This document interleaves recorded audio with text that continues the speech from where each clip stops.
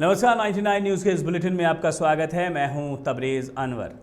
धनबाद पश्चिम बंगाल की 1 दर्जन पैसेंजर ट्रेनें आज यानी कि 5 नवंबर से पटरी पर लौट रही हैं। इनमें आसनसोल, आद्रा, मेमू समेत ज़्यादातर महत्वपूर्ण पैसेंजर ट्रेनें शामिल हैं।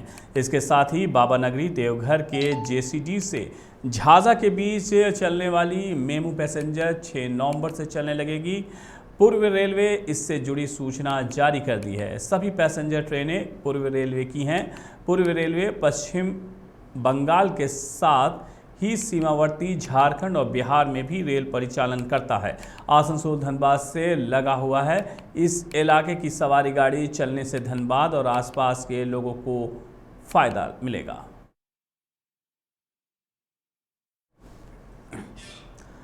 दीपावली पर धनबाद के हीरापुर में काली पूजा का आयोजन किया गया है। हीरापुर दुर्गा मंदिर रेलिया जीएस एंड चैरिटेबल ट्रस्ट के तत्वाधान में हर साल काली पूजा का भव्य आयोजन किया जाता है। इस साल पूजा का 108वां साल है। इस बार पूजा पंडाल का उद्घाटन धनबाद के विधायक राज सिन्हा ने किया। इस उपलक्ष्य में कुछ ज़रूरतमंद महिलाओं को ट्रस्ट के द्वारा और विधायक के द्वारा साड़ी वितरण किया गया।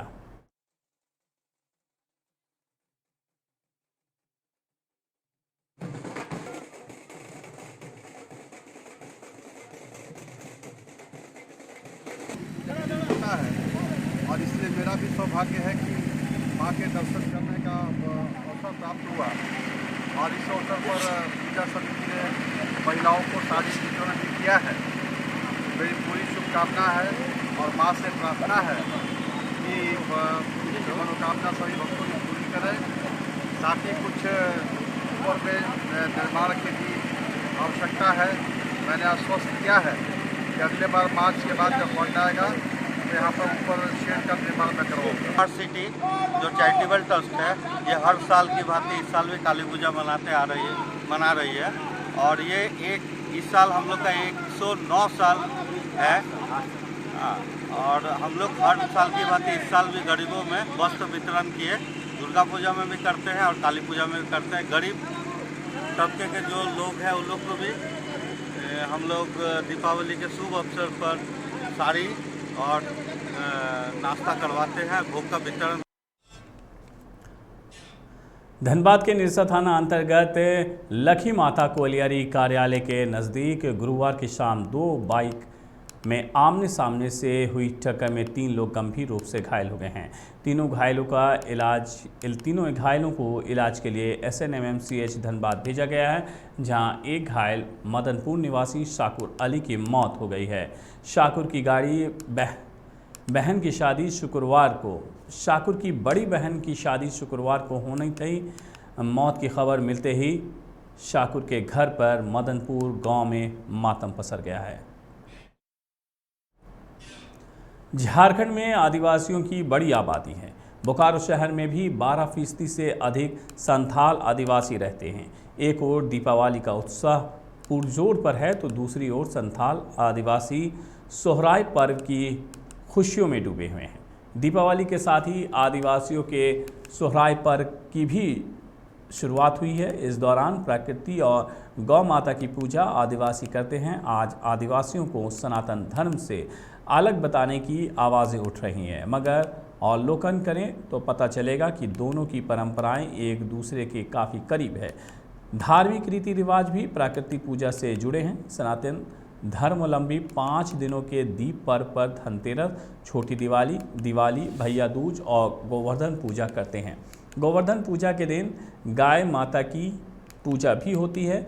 भगवान चित्रगुप्त की भी उपासना होती है। दूसरी ओर संथाल आदिवासियों का भी 5 दिन का सोहराय पर्व दीपावली के दिन से शुरू होता है। 5 दिन अलग अलग विधि से वे पूजन और प्रार्थना कर अपनी परंपराओं का निर्वहन करते हैं। जामताड़ा करमाताड़ थाना क्षेत्र के तेतुलबंधा गांव में गुरुवार की देर रात के बाद एक घर में चोरी करने के लिए घुसे चोर को लोगों ने पकड़कर रात भर खंबे से बांध कर रखा और सुबह करमाताड़ पुलिस को सुपुर्द कर दिया। घटना के बारे में बताया जाता है कि दीपावली की रात घर वाले जब सो गए तो चोर उसके घर में चुपके से घुसकर चोरी कर रहा था। तभी गृहस्वामी की नींद खुल गई। घर में हो रहे हलचल से वो इधर उधर देखने लगे। मौका पाकर चोर घर के चारपाई के अंदर छुप गया। तभी गृहस्वामी की नज़र उस पर पड़ गई। उसके बाद उसे पकड़ा गया। इसके बाद उसकी सूचना पुलिस को दी गई।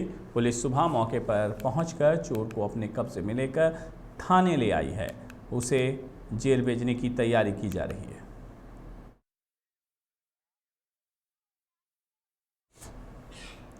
गिरिडीह बागोदा थाना क्षेत्र के अटका स्थित बैंक ऑफ इंडिया शाखा में गुरुवार रात्रि लगभग 2 बजे आग लग गई। इस घटना में बैंक के सारे उपकरण जलकर राख हो गए हैं। स्थानीय लोगों के प्रयास से आग पर काबू तो पा लिया गया, मगर अब तक सभी सामान जलकर खाक हो चुके थे। बिजली की शॉर्ट सर्किट से आग लगने की संभावना है। बैंक के गार्ड के अनुसार कैश जलने की भी संभावना है। मौके पर थाना प्रभारी सरोज सिंह चौधरी दल बल के साथ बैंक में पहुंचे। राहत और बचाव कार्य में जुटे बगोदर थाना के एएसआई जितेंद्र राम को हल्की चोटें भी पहुंची है। इस आग लगी में कितना कैश चला है, इसका मिलान किया जा रहा है।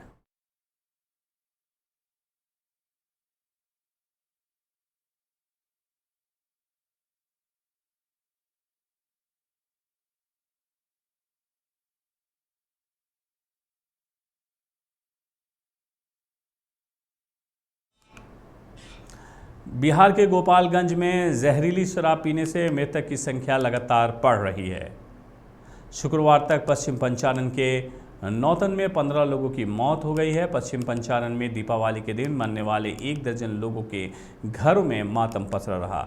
शराबबंदी वाले बिहार में बीते 3 दिनों के दरमियान जहरीली शराब पीने से 28 लोगों की मौत हो चुकी है। साल 2021 की बात करें तो अब तक जहरीली शराब से करीब 93 लोगों की जान जा चुकी है। ऐसी घटनाओं को लेकर विपक्ष मुख्यमंत्री नीतीश कुमार की शराबबंदी को फेल बताते हुए सरकार पर हमलावर हैं। सत्ताधारी जनता दल यूनाइटेड ने कहा है कि मुख्यमंत्री अवैध शराब की घटनाओं को लेकर गंभीर हैं। बिहार में पूरी तरह से शराबबंदी के बाद भी जहरीली शराब पीने से पिछले 3 दिनों में 2 दर्जन लोगों की मौत की खबर ने सूबे का सियासी पारे को गरमा दिया है। शुक्रवार को गोपालगंज में जहरीली शराब पीने से फिर से 4 लोगों की मौत हो गई है, जिसके जिले में मरने वालों की संख्या 11 हो गई है। वहीं पश्चिम चंपारण के नौतन में जहरीली शराब पीने की वजह से 15 लोगों की जान जाने की बात सामने आ रही है। विपक्षी दल लगातार इस मामले को मुद्दा बनाकर बिहार सरकार को घेरने में जुट गई है। नेता प्रतिपक्ष तेजस्वी यादव ने ट्वीट कर लिखा है कि मुख्यमंत्री नीतीश कुमार दोषियों पर एक्शन लेने की बजाय पीने वाले को धमका रहे हैं। गया जिले के टिकारी प्रखंड के पंचानपुर ओपी अंतर्गत मनरसा ग्राम में 12 घंटे के अंदर 2 बच्चों की मौत हो गई है। लोगों का कहना है किसी अज्ञात बीमारी से बच्चों की मौत हो रही है। गांव में इस तरह से पिछले 1 सप्ताह में 5 मासूमों की जान जा चुकी है। इससे लोगों में दहशत का माहौल है। छोटी दीपावली और दीपावली के दिन 2 बच्चों की मौत के बाद स्वजनों का रो रो कर बुरा हाल है। गाँव में मातमी सन्नाटा पसरा है। दीपावली के दिए तक गांव में नहीं जले, पूरा गांव सदमे में है। इस बात से चिंतित है कि आखिर वो कौन सी बीमारी है जो हमारे बच्चों को एक एक कर हमसे दूर कर रही है। नवादा जिले के पकरी बरावा थाना क्षेत्र में गुरुवार देर रात घर के लोगों को पिस्टल दिखाकर अपराधियों ने 74,000 रुपये नकदी और करीब 5 लाख के जेवरात की डकैती कर ली है। हालांकि इस दौरान एक अपराधी को लोगों ने दबोच भी लिया है और उसकी जमकर धुनाई कर दी। सूचना पर पहुंची पुलिस ने उसे गिरफ्तार कर लिया है। पकड़ा गया अपराधी मोहम्मद इरफान है। घटना थाने से महज कुछ ही दूरी पर हुई है। हालांकि पुलिस इसे डकैती मानने से इनकार कर रही है। पकरी बरावा के मेन रोड निवासी हिरामन सौ के पुत्र किशोरी सौ ने बताया है कि दीपावली की देर रात करीब 2 बजे उनके घर में 4 अपराधी घुस गए। उस वक्त वे लोग ऊपर के कमरे में सो रहे थे। इस बीच रिवॉल्वर की नोक पर घर के सदस्यों को बंधक बनाते हुए 74,000 नगद और बक्से में रखे सोने चांदी के करीब 5 लाख रुपए के जेवरात समेत ले गए। जैसे ही वे लोग नीचे उतरे, घर के लोगों ने शोर मचाना शुरू कर दिया। इस दौरान मोहम्मद इरफान को लोगों ने पकड़ लिया। वो पकड़ी बरामा का ही रहने वाला है। केदारनाथ में पीएम नरेंद्र मोदी केदारनाथ के दौरे पर हैं। पीएम ने जय बाबा केदार के साथ अपना संबोधन शुरू किया। इसके साथ ही उन्होंने कहा है कि गोवर्धन पूजा के दिन बाबा केदारनाथ के दर्शन का सौभाग्य मिला है। पीएम ने कहा है कि 2013 के विनाश के बाद लोग सोचते थे कि क्या केदारनाथ का पुनर्विकास किया जा सकता है, लेकिन मेरे भीतर की एक आवाज़ ने हमेशा मुझसे कहा कि केदारनाथ का फिर से विकास होगा। इसके अलावा पीएम ने शंकराचार्य, राम मंदिर, पर्यटन आदि कई मुद्दों को अपने संबोधन में शामिल किया। आगरा में बढ़ती धुंध के साथ ही यमुना एक्सप्रेस वे पर रफ्तार का कहर मथुरा में देखने को मिला। नौझील थाना क्षेत्र में यमुना एक्सप्रेस वे पर तेज रफ्तार बस पर चालक ने नियंत्रण खो दिया।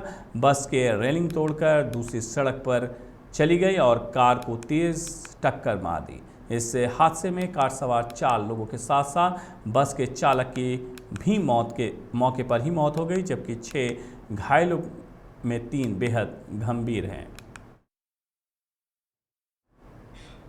क्रूज ड्रग्स केस में जमानत पर चल रहे आर्यन खान शुक्रवार को एनसीबी के दफ्तर पहुंचे। उन्होंने यहां अटेंडेंस रजिस्टर में साइन किया। दरअसल बॉम्बे हाई कोर्ट ने आर्यन को इस शर्त पर ही जमानत दी है कि वे हर शुक्रवार एनसीबी ऑफिस में पहुंचकर हाजिरी लगाएंगे।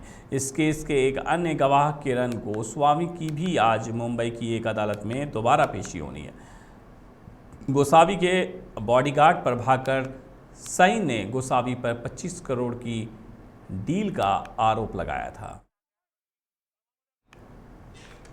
तीनों नए कृषि कानूनों के खिलाफ किसानों के आंदोलन के आगामी 26 नवंबर को 1 साल पूरे हो रहे हैं। इस बीच आंदोलन के 1 साल पूरे होने को लेकर संयुक्त किसान मोर्चा समेत अन्य किसान संगठनों ने सक्रियता बढ़ा दी है। इसी कड़ी में तीनों केंद्रीय कृषि कानूनों के खिलाफ चल रहे धरना प्रदर्शन के मद्देनजर किसान नेताओं ने एक अहम बैठक अगले सप्ताह यानी कि 9 नवंबर को बुलाई है। बताया जा रहा है कि दिल्ली हरियाणा के सिंधु बॉर्डर पर बुलाई गई 9 नवंबर की बैठक में आंदोलन को लेकर कोई निर्णायक फैसला हो सकता है। किसान आंदोलन को तेज करने की दिशा में कई बड़े ऐलान भी कर सकते हैं। मिली जानकारी के मुताबिक ये अहम बैठक आगामी 9 नवंबर को सिंधु बॉर्डर पर दोपहर में होगी। ऐसे में अगर भारत बंद जैसा फैसला लिया गया तो दिल्ली एनसीआर के लाखों लोगों की मुसीबत फिर बढ़ेगी। भारत में त्योहारों का सीजन चल रहा है और बीते दिन देश के सबसे बड़े त्यौहार यानी कि दीपावली को बड़े ही धूमधाम से मनाया गया। कोरोना वायरस के कारण पिछले लगभग 2 सालों से हर त्यौहार को भय के क्षणों में मनाया गया। हालांकि बीते काफ़ी समय से देश में कोरोना वायरस पर लगाम लगी हुई है। वहीं पिछले 25 दिनों से भी ज़्यादा दिन हो गए हैं जब 20,000 से ज़्यादा मामले सामने आए थे। इस बीच दीपावली के त्यौहार और इसमें कोरोना केस का बढ़ना सबके लिए चिंता की बात थी, लेकिन जिस हिसाब से दीपावली वाले दिन केस आए हैं वो थोड़ी राहत देने वाली है। केंद्रीय स्वास्थ्य मंत्रालय के शुक्रवार को जारी अपडेट के अनुसार भारत में 12,729 नए कोरोना वायरस के मामले दर्ज किए गए हैं। इसके साथ ही देश में COVID यानी कि कोविड-19 के कुल मामले 3,43,33,754 हो गए हैं। वहीं देश में सक्रिय मामले बढ़कर 1,48,922 हो गए। 99 न्यूज़ के इस बुलेटिन में मेरे साथ इतना ही। मुझे दीजिए इजाज़त। धनबाद और आसपास की खबरों के लिए बने रहिए 99 न्यूज़ के साथ।